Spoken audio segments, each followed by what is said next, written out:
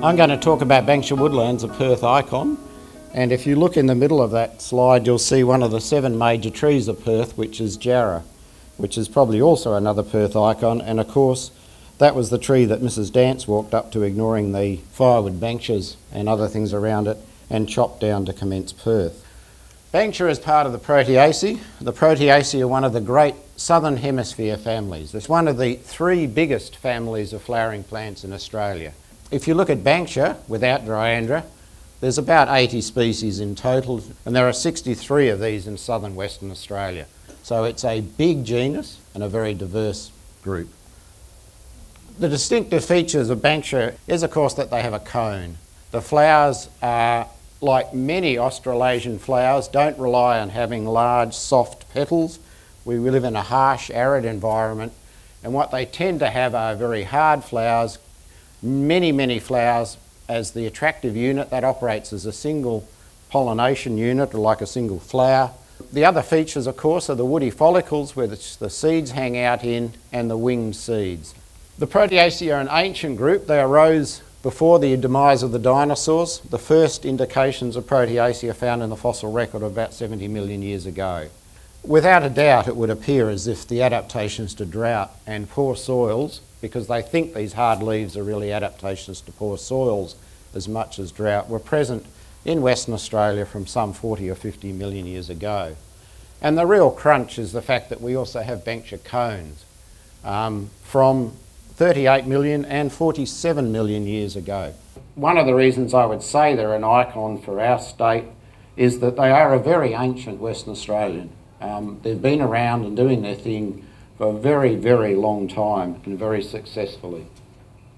Banksias form on sands and sandy gravels between the 300 to 900 millimetre rainfall systems in the southwest, and that is one reason why they do so well around Perth. They are largely defined on the component species. The structure of them is fairly similar. They're all low woodlands essentially.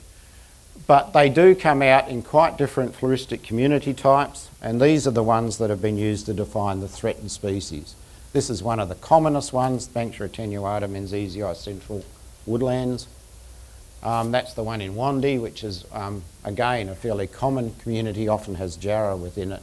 But these differ essentially in the low plants that are within them. And this is one of the threatened ones. Incredibly species-rich communities, up to 70 or 80 species per 100 square metres. And these are on the foothills, and these are highly cleared, 90+% cleared. That's in the Greater Brixton Regional Park, and that's one of the lower, wetter Banksia attenuata communities. So the Banksia Woodlands, and as I've said, there's 7 really major trees on the coastal plain in the Perth area: attenuata menziesii, the hollyleaf Banksia, Banksia grandis, littoralis, Prionotes, which stops literally around Bold Park here largely. There's one population on Point Walter to the south of the river, and up on the Dandaragan Plateau, Banksia burdettii often comes in. Banksia grandis is a common jarrah species. It's relatively common on the plain, but it never forms a woodland community by itself, even though it is much loved by some of our well-loved brethren who tend to destroy it quite happily. Banksia licifolia, which does form a few communities, but is a declining species on the plain now that because it likes wetter, damper sites. It's quite susceptible to phytophthora and climate changes. This is probably the one which will threaten the most. And Banksia littoralis is probably the other species that will be most threatened by climate change. Very susceptible to fire.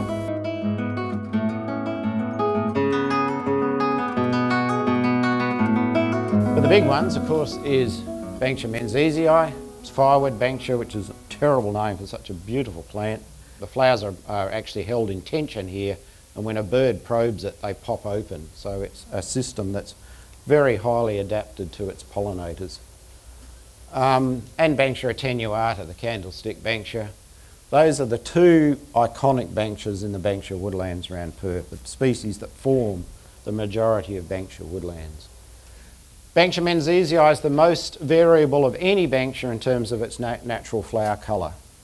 It has numerous flower forms. The commonest one is this yellow one, which is almost certainly a single gene, use in cut flowers when you've got such a big range of colour. As you can see, the northern ones tend to have as many flowers despite being small, and they in fact set more seed. When you grow Menziesii down here, the shrub form stays as a shrub and never forms a tree. Flowering is not keyed on day length, flowering is keyed on temperature and radiation. So if you think about shifting these around the place, you won't have problems with day length, but you'll sure have problems with getting them to flower at times or to get the set flowering. They basically don't flower together. Attenuata comes into flower when Menziesii is finished and vice versa. These keep the honey eaters, which are the pollinators, going during the year. Essentially, Banksia attenuata is keyed on when the days reach 17.8 degrees, and Menziesii is when they drop below 24 degrees. And also changes in the degree of ambient radiation that they receive, in other words, sunlight. They're actually keyed to an arid environment, which has about 6 seasons, like the Noongar said, not about 2 or 3 like we're perhaps used to. These species can form hybrids, but the differential flowering periods, they do have the same sorts of pollinators, but the differential flowering periods keep them separate. Both of them have buds under the bark, epicomic buds. Both of them are multi-stem shrubs to the north. Both of them release their seed in winter after the fire. They'll only release with a series of wetting and drying events so that they don't chuck their seeds out in the middle of summer when they'll just cook and die. Banksia attenuata is much more fire resistant than Menziesii, and both of them don't like being burnt in spring. Banksia, the tree in the community, which are, I think, the iconic plants of Perth. They're the things that define the coastal plain, but they still continue to be underappreciated. They unfortunately now grow in the places we want to use for housing. They do have major issues with fire, weeds and soil nutrition changes, which are some of the major drivers of loss of Banksias through the landscape. And disturbance is probably also a major driver that may cause unintended consequences.